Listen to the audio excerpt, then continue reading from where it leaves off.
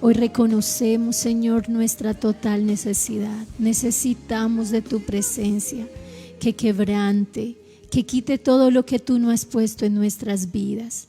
Señor, ven y pelea a favor de nuestra familia, ven y pelea a favor de nuestras vidas, Señor. Sé tú, Señor, creando en nuestras vidas, en nuestro corazón, espíritus rectos. Crea en nosotros, Señor, espíritus rectos. Renueva, Señor, nuestro corazón, Señor. Sé tú obrando, Señor, y quitando todo lo que estorba nuestras vidas, y que se haga tu voluntad, Señor. Trae salvación a nuestra familia, trae libertad a todo aquel que es esclavo en este momento al pecado, a todo aquel que está esclavo, que hay cosas en su vida que le impiden acercarse con libertad a ti. Señor, a ti te presentamos cada una, Señor, de nuestras necesidades, y creemos, Señor, que tú tienes la última palabra en nuestras vidas, en nuestras familias. Recibe, Señor, toda la gloria y toda la honra. Amén y aleluya. Muy buenas noches, amada familia Epicentro. Bienvenidos una vez más a este tiempo. Aquellos que acaban de llegar a esta transmisión, gracias por estar ahí fieles cada noche con nosotros, unidos para adorar y para exaltar el nombre del Señor. Así que vamos a continuar estudiando la palabra, así que les animamos para que usted esté muy atento, para que usted tome nota, sus apuntes, y para que usted también tenga allí su Biblia y pueda junto a nosotros leer la palabra del Señor. Familias, buenas noches, Dios les bendiga. Espero que ustedes estén allí ya con su Biblia en mano, su cuaderno, su libreta, su agenda, donde usted tome nota, y que en familia podamos estudiar la palabra del Señor. Siempre que vamos a la Escritura, nosotros debemos de pedir a Dios entendimiento, revelación. Que no sea nuestra mente tratando de querer hallar un conocimiento solamente intelectual, sino que sea nuestro corazón con la disposición para oír a Dios hablar a nuestras vidas. Amén. Lo que Él tiene y debe de hablarnos. Así que te pedimos en esta noche, Padre, que tú nos hables, nos des dirección y nos ayudes a estudiar tu palabra. Abre nuestro corazón, Señor, y danos primero la fe para creer tu verdad. No para tomarla para razonamiento, Señor, sino para tomarla para nuestras vidas como lo que es: palabra viva, luz de nuestras vidas, luz a nuestro caminar y alimento a nuestro espíritu, Señor. Que en esta noche sobre cada uno de tus hijos sea tu mano y la mano de tu espíritu para darnos el entendimiento y la sabiduría, Señor, para conocer y para hacer tu voluntad. En el nombre de Jesús, amén y amén. Antes de dar inicio a este estudio del libro de Apocalipsis, quiero que miremos un texto que está en el libro de Deuteronomio, capítulo 29, versículo 29.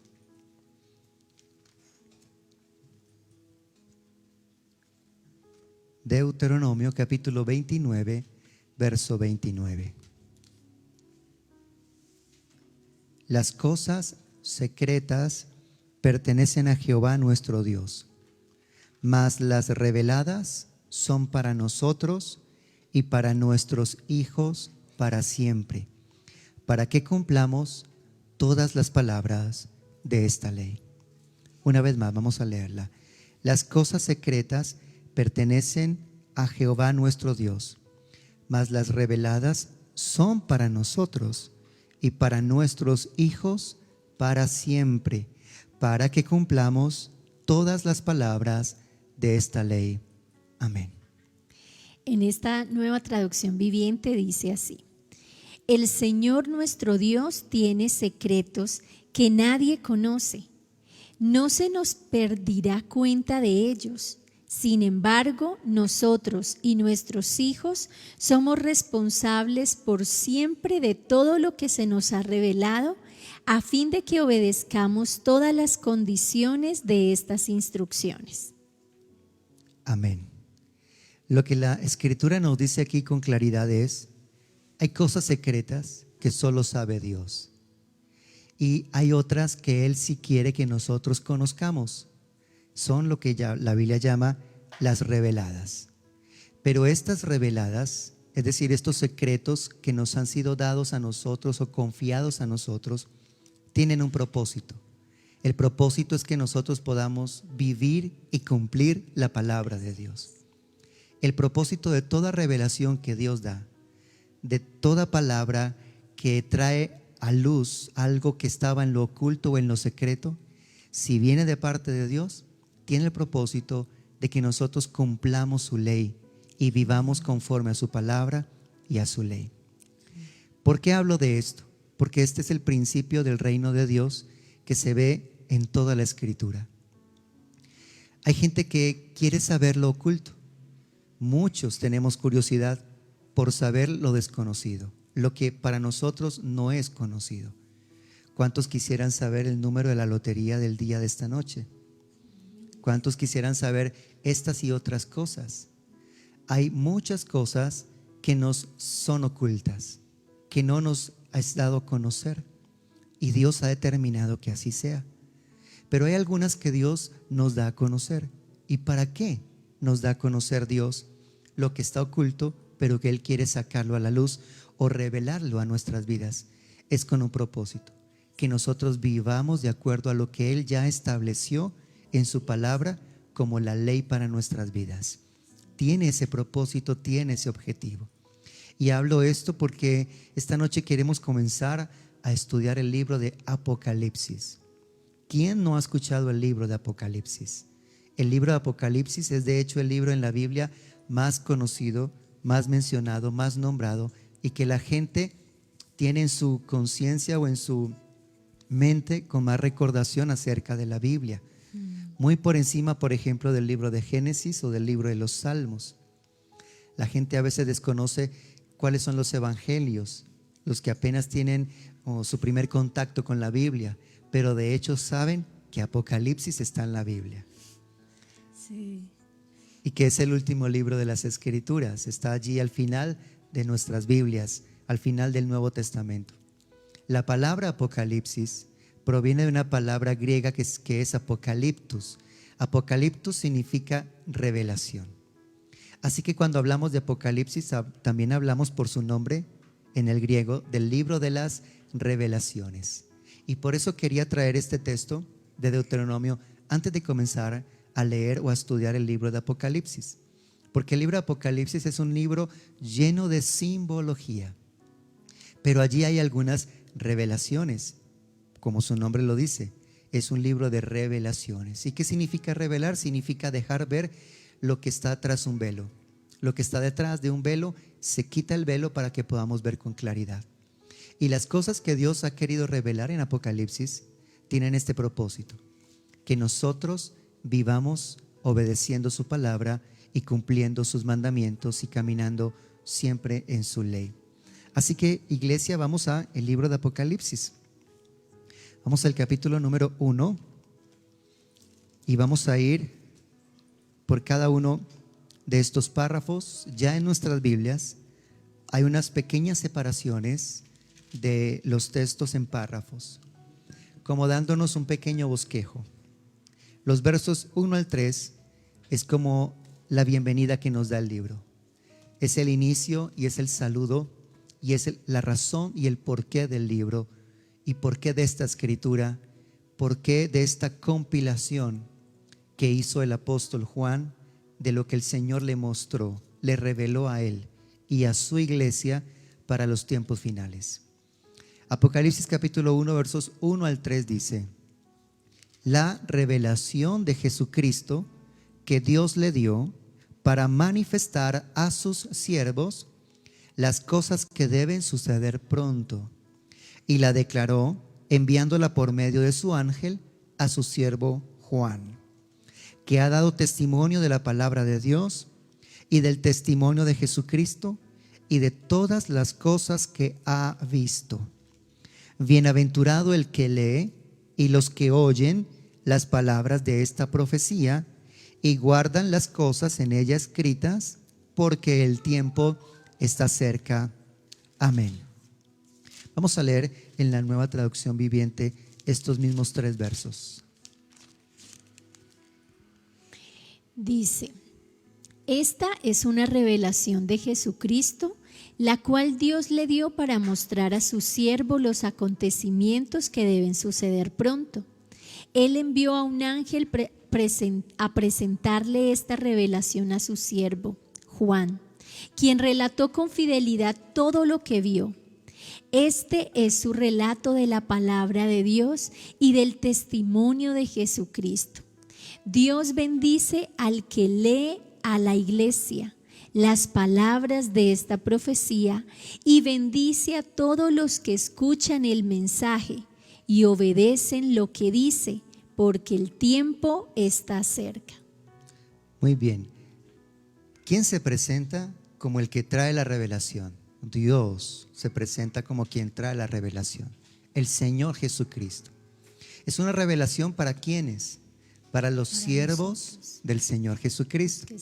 Si bien es un libro que todos pueden leer a manera de literatura, hay un mensaje que únicamente es dado para quienes verdaderamente sirven a Jesús. Los que tienen un corazón con un pacto con Cristo, los que han hecho un pacto con el Señor Jesucristo para darle su vida en amor, en servicio, en entrega a Él. Luego nos dice que son bienaventurados aquellos que leen esta profecía. Este libro es una profecía. Una profecía es una palabra dicha antes de que suceda algo o que sucedan las cosas que ella dice. Eso es una profecía. La palabra profecía significa algo que se dice, algo que se proclama, que viene a tener un cumplimiento luego de que se dice o se proclama. ¿Por qué habría Dios de mostrarnos o enseñarnos las cosas antes de que sucedan? Bueno, puede ser una advertencia, puede ser a manera de que nosotros estemos prevenidos o estemos atentos o de antemano sepamos lo que va a suceder para que actuemos y para que hagamos algo. Si no, ¿por qué otra razón Dios nos advertiría de las cosas por suceder, de las cosas que no han venido a cumplimiento, pero que con anterioridad el Señor nos dice las cosas que van a suceder? Por eso el versículo 3 dice: son bienaventurados o felices los que leen, los que oyen las palabras de esta profecía y guardan las cosas que en ellas están escritas, porque el tiempo está cerca, el tiempo se acerca. Vamos al versículo 4 al versículo 8. Ahora sí es quien escribe la revelación, aquí se presenta como Juan. Este Juan es el apóstol Juan. Este Juan es el que se menciona en los evangelios como el hijo de Zebedeo. Este es Juan el apóstol, de hecho mencionado como uno de los más jóvenes de los discípulos del Señor. Juan escribe a las 7 iglesias que están en Asia y él les escribe diciendo con esta manera de saludo: gracia y paz a vosotros del que es y que era y que ha de venir, y de los 7 espíritus que están delante de su trono, y de Jesucristo, el testigo fiel, el primogénito de los muertos y el soberano de los reyes de la tierra, al que nos amó y nos lavó de nuestros pecados con su sangre, y nos hizo reyes y sacerdotes para Dios su Padre. A Él sea gloria e imperio por los siglos de los siglos. Amén. He aquí que viene con las nubes y todo ojo le verá, y los que le traspasaron, y todos los linajes de la tierra harán lamentación. Sí, amén. Perdonarán lamentación por él. Sí, amén. Yo soy el alfa y la omega, principio y fin, dice el Señor, el que es y que era y que ha de venir, el Todopoderoso. Léenos, amor, en la versión. En esta versión dice: yo, Juan, les escribo esta carta a las 7 iglesias que están en la provincia de Asia. Gracia y paz a ustedes de aquel que es, que siempre era y que aún está por venir, y del Espíritu de 7 aspectos, que está delante de su trono, y de Jesucristo. Él es el testigo fiel de estas cosas, el primero en resucitar de los muertos y el gobernante de todos los reyes del mundo. Toda la gloria sea al que nos ama y nos ha libertado de nuestros pecados al derramar su sangre por nosotros. Él ha hecho de nosotros un reino de sacerdotes para Dios su Padre. A Él sea toda la gloria y el poder por siempre y para siempre. Amén. Miren, Él viene en las nubes del cielo y todos lo verán, incluso aquellos que lo traspasaron, y todas las naciones del mundo se lamentarán por Él. Sí, amén. Yo soy el alfa y la omega, el principio y el fin, dice el Señor Dios. Yo soy el que es, que siempre era y que aún está por venir, el Todopoderoso. Amén. Juan, quien recibe la revelación, se presenta como el que envía esta carta o este mensaje a las 7 iglesias de Asia Menor, lo que hoy es el territorio de Turquía. Allí en ese territorio del Asia Menor estaban en orden geográfico las 7 iglesias que luego más adelante se van a estar mencionando acá, con un mensaje específico para cada una de ellas. El 7 en la Biblia habla de el número de Dios, pero también habla de plenitud o habla de perfección. Así que este mensaje no únicamente eran para estas 7, sino para la plenitud de la iglesia del Señor. Porque en aquel momento habían muchos otros lugares donde ya las iglesias estaban establecidas. Pero el 7 habla de plenitud, habla de estar completo. Es el número de Dios. Así que el Señor Jesucristo es quien envía este mensaje. ¿Y cómo es presentado aquí? En primer lugar dice Jesucristo, el testigo fiel. Esta palabra que se traduce del griego al castellano testigo es la misma palabra que se traduce como mártir. Un mártir es una persona que ha dado su vida por causa de algo que cree o que comunica o de acuerdo a algo que dice que ha visto.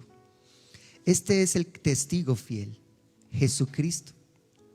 Luego lo presenta como el primogénito de los muertos, como el primero que ha resucitado. Y también lo presenta como el que está por encima de todo gobernante y de todo rey y de todo señor aquí en la tierra. El soberano de los reyes de la tierra. Eso no quiere decir que de él provengan los reinos tiranos, déspotas, corruptos que hay en el mundo. Pero él sí está por encima de ellos. La escritura dice al que nos amó. Así también lo presenta. Al que nos amó, al que te amó a ti y me amó a mí. ¿Con qué propósito? Para limpiarnos y lavarnos de nuestros pecados y para hacernos reyes y sacerdotes para Dios su Padre. A Él, al que nos amó, al que nos lavó de nuestros pecados, al que nos hizo para Dios su Padre, reyes y sacerdotes, sea la gloria, sea el imperio por los siglos de los siglos. Así presenta la Escritura a Jesús. Este no es el Jesús mencionado como Cordero que enmudeció. Este no es el Cristo que cuelga de un madero, que todavía no lo han bajado de allí. Este es el Cristo que sí fue a la cruz para tomar nuestro lugar y pagar el precio por nuestros pecados. Es decir, Él recibió el castigo que nosotros debíamos recibir por nuestras rebeliones y por nuestras maldades y pecados, por nuestras transgresiones a la ley de Dios. Pero Él murió y resucitó al tercer día de entre los muertos y ascendió a los cielos y recibió del Padre nombre sobre todo nombre. Está sentado a su diestra, es Señor sobre todo lo creado y regresará. El versículo 7 al 8 dice: he aquí que viene con las nubes y todo ojo le verá. Y los que le traspasaron, todos los linajes de la tierra, todas las etnias de la tierra, todas las familias de la tierra, porque esta palabra en el griego también significa familias y significa etnias. Todas las naciones de la tierra harán lamentación por él. ¿Cuándo? Cuando le vean regresar. Entonces todo lo que sabían, todo lo que se les había comunicado, todo lo que habían escuchado, sabrán que era verdadero. Yo soy el alfa y la omega. Y aquí estas palabras el escritor las escribe hablando de Jesús en primera persona. Jesús las dice así: yo soy el alfa y la omega. Alfa y omega son la primera y la última letra del abecedario del idioma griego, dando a entender que Él es el primero y Él es el último. En aquel entonces no existían los números, pero las letras también tomaban ese lugar. Así que Él es el principio y el fin. Él es, dice la Escritura, el Señor, el que es, que era y que ha de venir. El nombre con el cual Dios se reveló a Moisés en la antigüedad, al decir: este es mi nombre por el que me recordarán, el que la Biblia traduce en 4 consonantes, o el que nuestras Biblias le agregan algunas vocales para hacerlo pronunciable. Ese es el nombre realmente de Dios: el que fue, el que es y el que será, el que siempre ha existido y siempre existirá, el eterno, la manera más correcta de abreviar su nombre, el eterno, el todopoderoso. Así inicia este libro de Apocalipsis: majestuoso y glorioso Señor. Y ahora viene una revelación que Juan tiene acerca de Jesús. Recordemos que la última vez que Juan, el apóstol, vio al Señor, lo vio con las marcas o las señales de la resurrección en sus manos, en su costado y en sus pies. Le vio ascender a los cielos. Le vio que las nubes le ocultaron y vieron como ángeles vinieron para decirles: varones galileos, ¿qué hacéis mirando al cielo? Este Jesús que ha sido tomado de vosotros, así como le habéis visto ir al cielo, así regresará. Así que para alguien que se despide y que no ha vuelto a ver a la persona de la que se acaba de despedir, queda en su recuerdo, queda en su mente, queda en su memoria esa última imagen. Hoy tenemos las fotografías y de allí que se puede decir, queda como en la mente una fotografía, una imagen y un recuerdo. Este es el Jesús que tomó forma de hombre, pero que ascendió a los cielos para recibir del Padre la recompensa por su entrega, fidelidad y obediencia, por haber tomado el lugar nuestro, por haberse ofrecido voluntariamente y por haberlo hecho por amor a ti y a mí. Así que hasta este momento los apóstoles han servido al Señor durante varias décadas y han servido al Señor con la fidelidad de sus promesas. Vayan y hagan discípulos a todas las naciones. Ellos han enfrentado persecuciones, ellos han enfrentado la posibilidad de la muerte. Algunos de ellos ya han muerto para este momento. Algunos de ellos han sido asesinados, han sido llevados a la horca, han sido quemados vivos, han sido apedreados, han sido aserrados, otros crucificados. Pero está Juan todavía con vida, y Dios lo tiene con vida porque era necesario que le entregase este mensaje y esta revelación. Y ahora lo que va a ver Juan, esta visión que tiene Juan, es la del verdadero Jesucristo que está sentado a la diestra del Padre. No como muchos, en base a una religiosidad, quieren recordar a Jesús y quieren que tú lo tengas en tu mente y en tu memoria como aquel que todavía no se ha bajado de la cruz, como aquel que todavía está allí derrotado y vencido por los romanos. Amados, esta es la verdadera revelación de Jesús. Y si tú quieres tener en tu mente y en tu pensamiento algo que se acerque o se asemeje a lo más cercano a la realidad, algo que esté lo más cerca de la realidad posible, de la majestad y de la gloria de nuestro Señor y Salvador, aquí tú tienes esta pintura que describe con palabras el apóstol Juan de a quién vio y cómo lo vio. Versos 9 en adelante.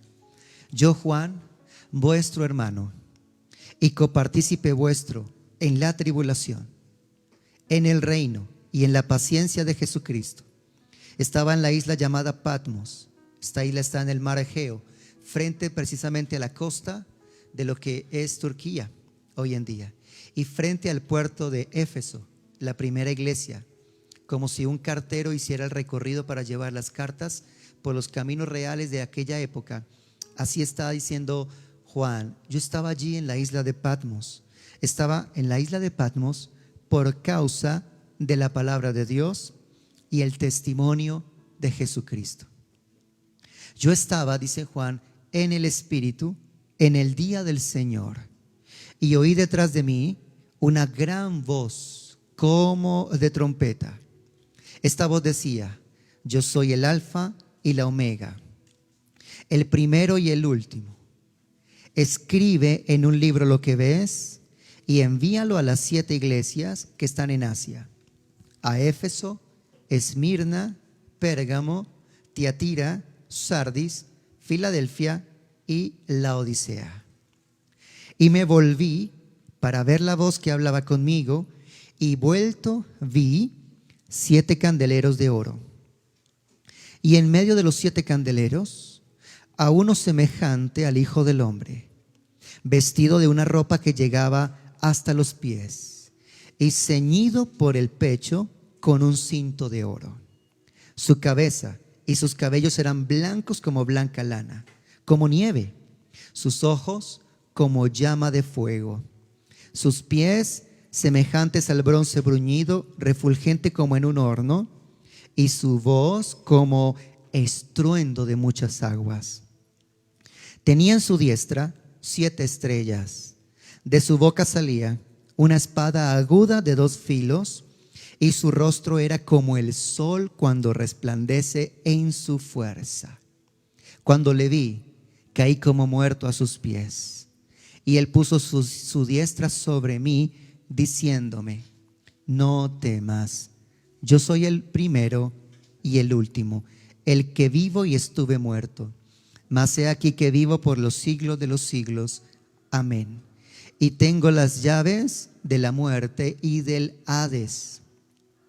Escribe las cosas que has visto, y las que son y las que han de ser después de estas.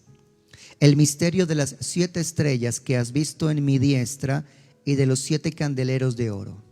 Las 7 estrellas son los ángeles de las 7 iglesias, y los 7 candeleros que has visto son las 7 iglesias. Amén. Amén.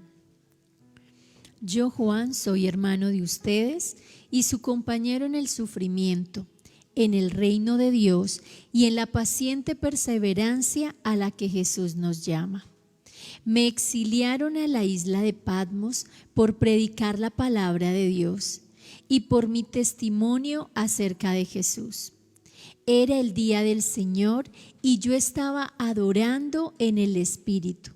De repente oí detrás de mí una fuerte voz como un toque de trompeta que decía: escribe en un libro todo lo que veas y envíalo a las 7 iglesias que están en las ciudades de Éfeso, Esmirna, Pérgamo, Tiatira, Sardis, Filadelfia y Laodicea. Cuando me di vuelta para ver quién me hablaba, vi 7 candelabros de oro, y de pie en medio de los candelabros había alguien semejante al Hijo del Hombre. Vestía una túnica larga con una banda de oro que cruzaba el pecho. La cabeza y el cabello eran blancos como la lana, tan blancos como la nieve, y los ojos eran como llamas de fuego.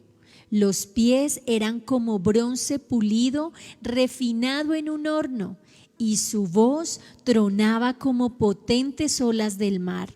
Tenía 7 estrellas en la mano derecha, y una espada aguda de doble filo salía de su boca. y la cara era semejante al sol cuando brilla en todo su esplendor. Cuando lo vi, caí a sus pies como muerto, pero él puso la mano derecha sobre mí y me dijo: no tengas miedo, yo soy el primero y el último, yo soy el que vive. Estuve muerto, pero mira, ahora estoy vivo por siempre y para siempre, y tengo en mi poder las llaves de la muerte y de la tumba. Escribe lo que has visto, tanto las cosas que suceden ahora como las que van a suceder. Este es el significado del misterio de las 7 estrellas que viste en mi mano derecha y de los 7 candelabros de oro. Las 7 estrellas son los ángeles de las 7 iglesias y los 7 candelabros son las 7 iglesias. Muy bien. Y estamos aquí leyéndola en las dos versiones para que tengamos mejor o mayor comprensión. Pero bien, vamos entonces del verso 9 que acabamos de leer hasta el verso 20. Juan dice, él es el que ha visto esto y el que escribe. Pero me gusta cómo Juan se presenta. ¿Saben por qué? Porque Juan no se presenta como la máxima autoridad de la iglesia. Juan no se presenta como el gran ministro. Juan no se presenta como el gran apóstol. Juan no se presenta como con esos títulos que hoy muchos profesan o quieren tener o pelean porque se les diga de esa manera. Juan dice, yo, Juan, vuestro hermano. Vuestro hermano. ¿Saben? La última vez que Jesús había estado con ellos fue en la cena.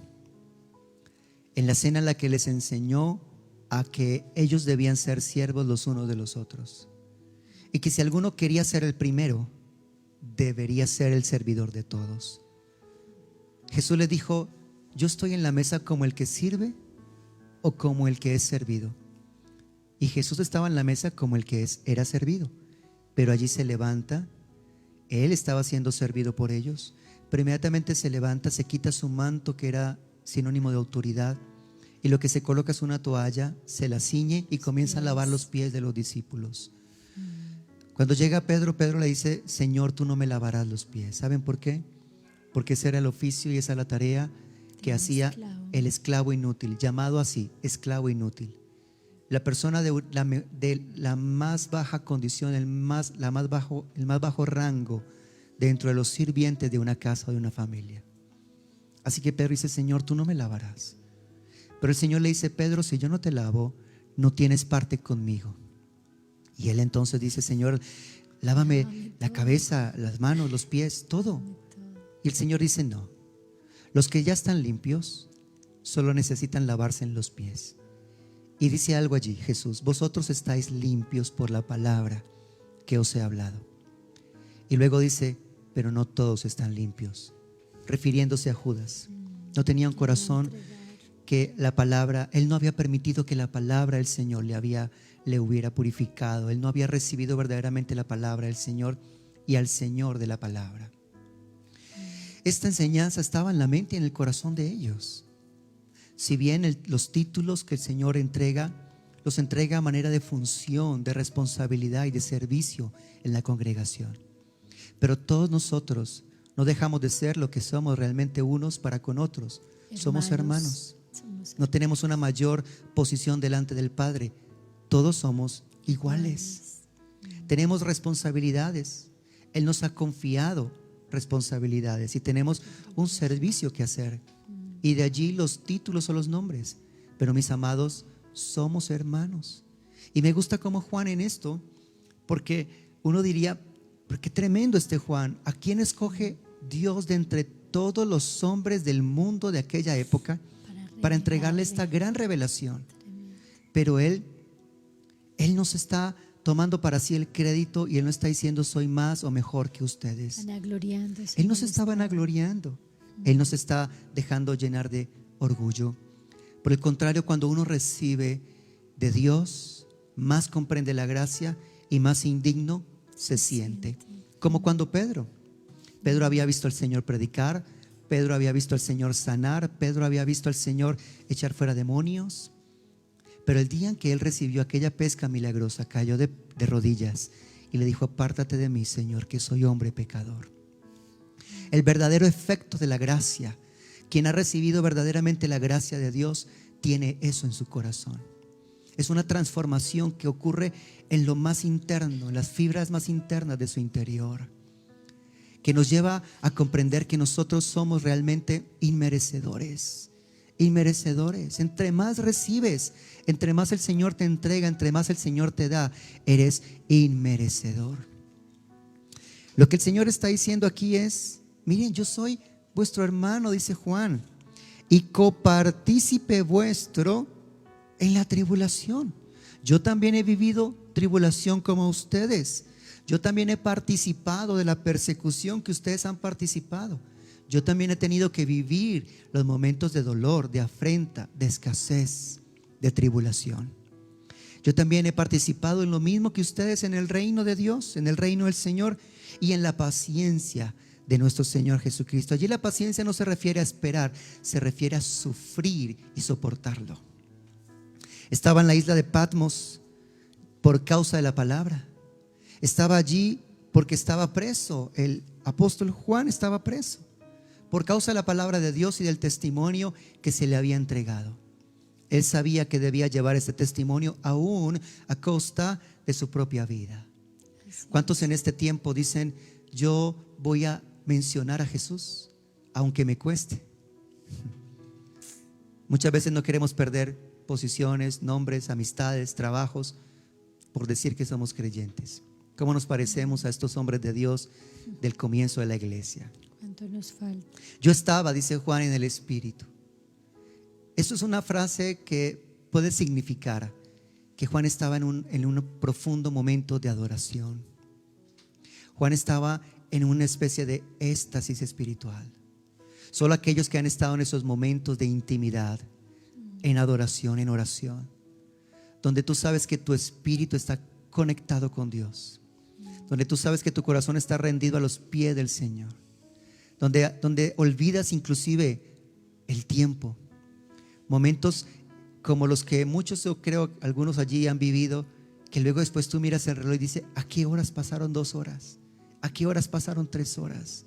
No me di cuenta, me parecieron minutos contemplando al Señor en adoración, en intimidad, en comunión. Eso estaba haciendo Juan mientras estaba preso. Él no se estaba quejando, él no estaba lloriqueando. Él estaba tal vez sí afligido. Él estaba viviendo toda esta afrenta y tribulación. Sufriendo. Pero él estaba orando. Él estaba adorando al Señor en el día del Señor. El día del Señor significa en el día de su resurrección.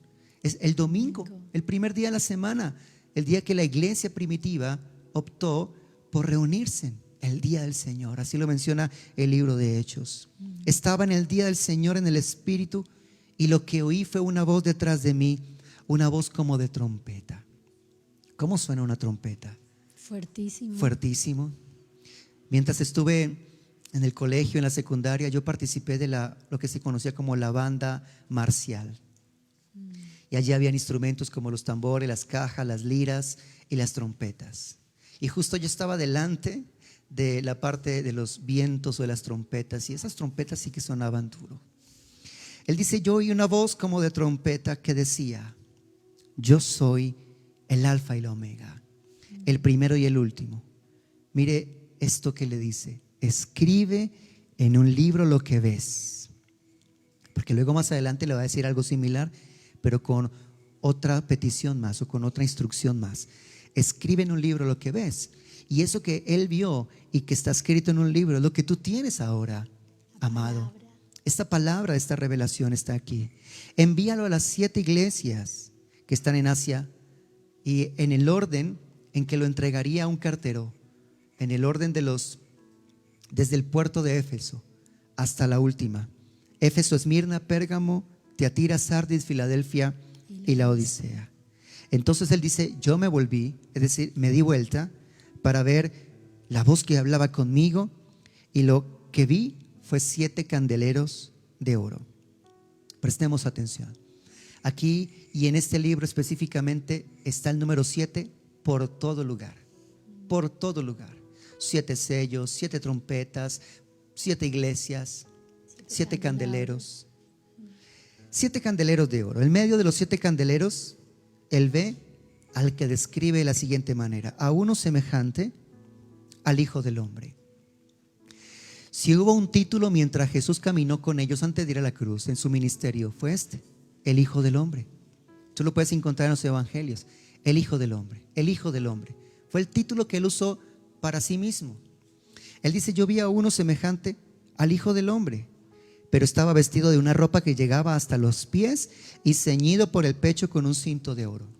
Para aquel momento, para este momento bíblico, para este momento de la historia, de las costumbres y de lo que ellos vivían como nación y de lo que vivían las naciones extranjeras, esta es la ropa que usa un juez en la corte.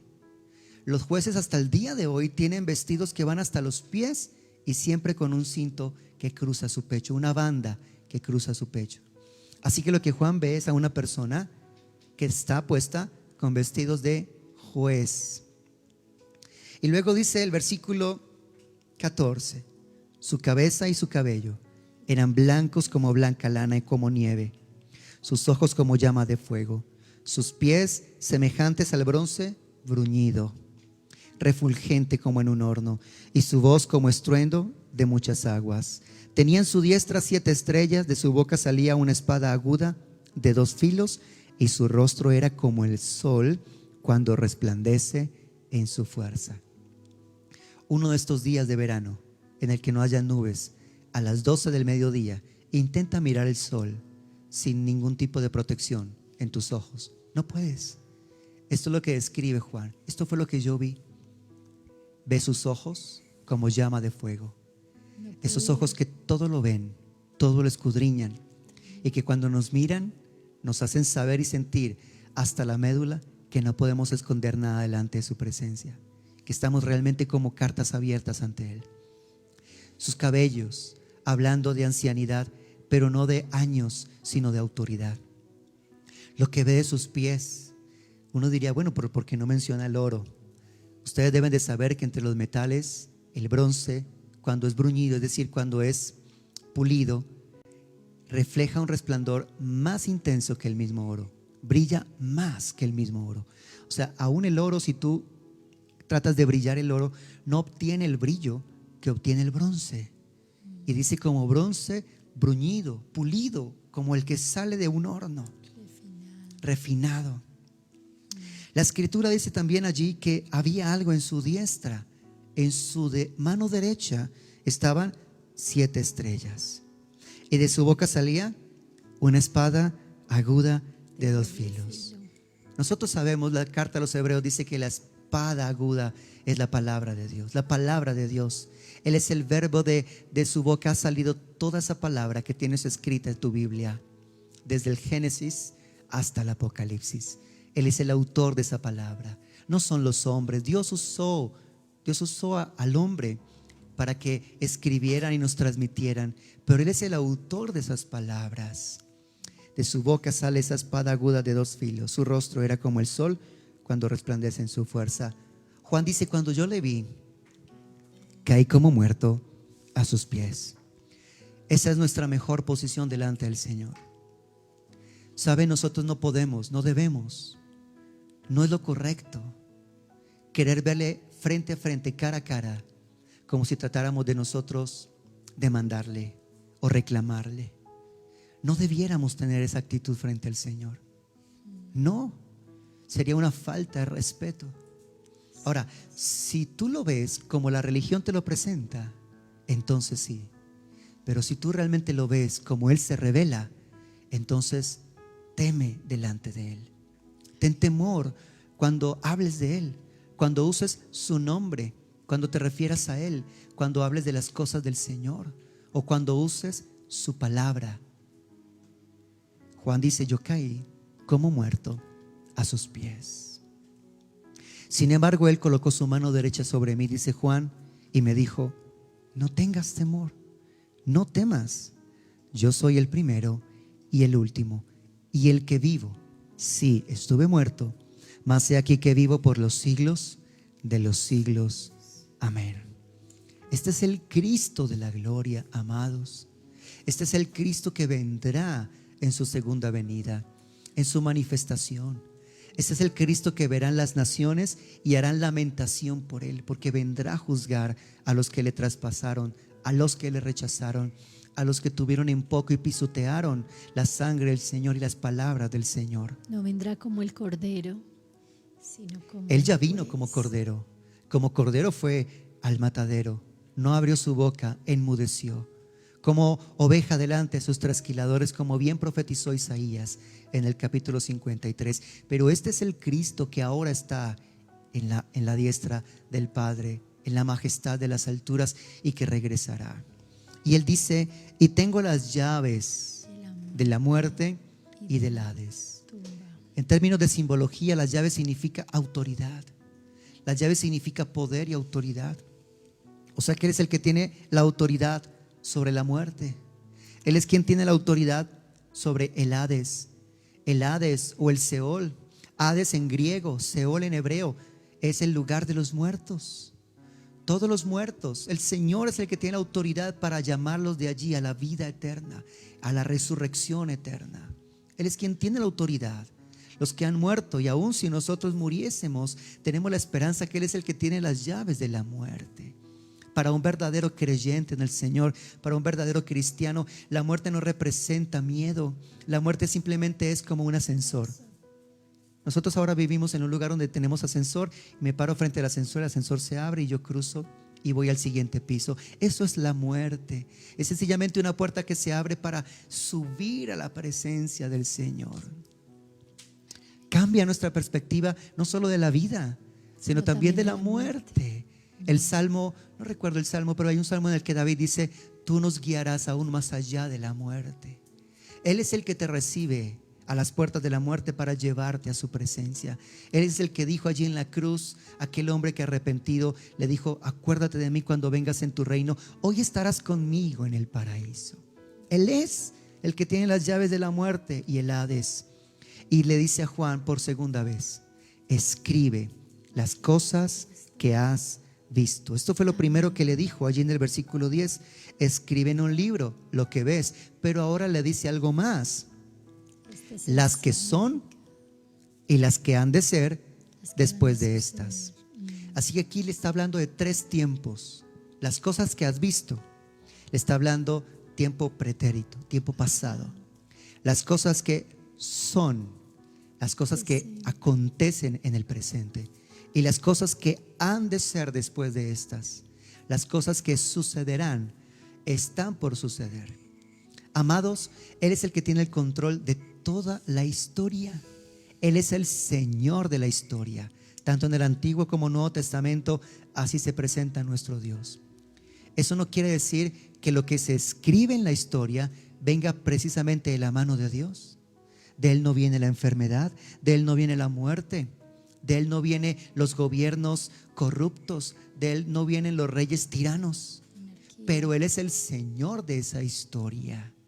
Él es el Señor que está trabajando a través de todo lo que está aconteciendo, bueno o malo en el mundo.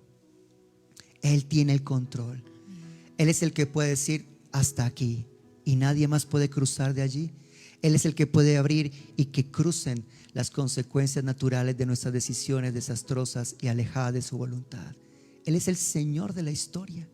Así que le dice a Juan: Juan, escribe las cosas que has visto, las cosas que son y las cosas que han de venir después de estas. Y entonces le revela lo que Juan acaba de ver. Juan acaba de ver que en la mano derecha del Señor están 7 estrellas. Y Juan acaba de ver a uno que está en medio de 7 candeleros de oro. Y le dice: el misterio de las 7 estrellas que has visto en mi diestra y de los 7 candeleros de oro son esto. Las 7 estrellas son los mensajeros de las 7 iglesias. Y los 7 candeleros que has visto son las 7 iglesias. Mis amados, en el orden que Juan lo ve y en el orden en que el Señor se lo describe, el Señor primero trata en el orden de autoridad. Primero trata con el mensajero. El mensajero aquí representa el que Él ha puesto en la cabeza de cada congregación. El pastor de tu congregación. Ten cuidado lo que tú digas de él, porque ese pastor del que tú puedes hablar lo que quieras, recuerda que está en la mano derecha del Señor Jesucristo. Cada ángel aquí descrito es la palabra griega para hablar de mensajero. Se refiere al pastor de la iglesia. Por eso algunas traducciones más actuales utilizan la palabra pastor, mensajero de la iglesia. Son los hombres que Él escogió, los que Él escogió. Hay algunos que se autoproclaman y se autollaman, pero aquí está hablando la escritura de los que Él llama, de los que Él escoge. Como dice la carta a los Hebreos, ninguno escoge para sí ese ministerio a menos de que haya sido llamado. De hecho, hoy alguien me llamó, un pastor me llamó con un propósito específico, según me contaba él, que Dios le dijo que me llamara para darme una palabra del Señor. Pocos saben que nosotros estamos sirviendo a Dios no solamente en la congregación, sino que trabajamos en la asociación de pastores, y yo soy el actual presidente de la asociación y mi esposa es la actual presidenta de la Comisión de Mujeres de SECOL en el Tolima. Estar en esa posición de servicio, que también es una posición de autoridad, no es nada fácil. Es una gran responsabilidad. Recae sobre nosotros no solamente la responsabilidad del cuidado de una congregación, sino también de velar por unos intereses que son del reino de los cielos aquí en la tierra, en la familia pastoral de la ciudad. Y no es un trabajo fácil, no es un trabajo fácil. Cada uno de los hombres de Dios que Dios ha llamado, yo tengo un respeto por cada persona que es un pastor y un ministro de Dios, que genuinamente lo es, porque quien le escogió está Él teniéndolo en su mano derecha. Saben que la escritura dice que cuando aparezca el príncipe de los pastores, dice el apóstol Pedro, no menciona ninguno de los otros ministerios. No dice la Biblia cuando aparezca el príncipe de los apóstoles, o cuando aparezca el príncipe de los profetas, o cuando aparezca el príncipe de los evangelistas, o cuando aparezca el príncipe de los maestros. Los 5 ministerios del Señor Jesucristo, los ministerios que el Cordero de Dios entrega como regalo a la iglesia. Porque no hay un ministerio que el Señor sepa que es el más complicado y difícil de responder al llamado que el del pastorado. Si tú no eres llamado por Dios, te lo recomiendo como pastor, no te metas de pastor. Y yo le digo a todo el que es ministro del Señor, el que es un pastor, tú eres un amado del Señor y tienes un ministerio especial. Cuando aparezca el príncipe de los pastores, dice la escritura en la carta del apóstol Pedro, dará la corona que está reservada, de la que habló Pablo, de la que le habló a Timoteo, que recibiría en aquel día. El Señor dice, esos ángeles están en mi diestra, y esos candeleros que has visto son los 7 lugares donde está allí mi nombre invocado. Son esos 7 lugares que yo he puesto como faro, como luz, como lámparas en medio de un mundo que yace en tinieblas, en un mundo que está en oscuridad y que necesita la luz de la revelación de la palabra de Jesucristo. Y así muchos hoy digan, la iglesia no es necesaria, no demos apertura a las iglesias.